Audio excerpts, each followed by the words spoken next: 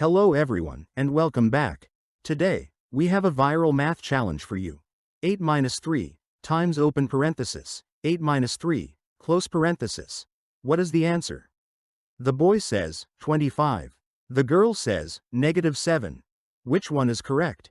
Tell us in the comments. First, let's check the boy's solution.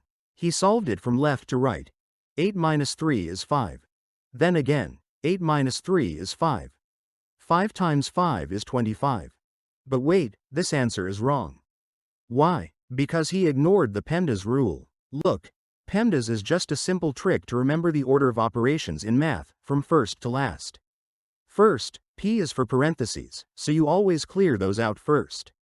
Next is E for exponents, like powers and roots. Then you have M and D for multiplication and division. These two are on the same level, so you just solve whichever one comes first from left to right.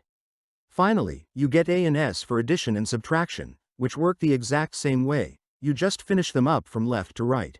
Now, let's check the girl's solution. She followed the PEMDAS rule. P means parentheses. Solve inside them first. 8 minus 3 is 5. Now, the expression is 8 minus 3 times 5, M. Means multiplication. 3 times 5 is 15.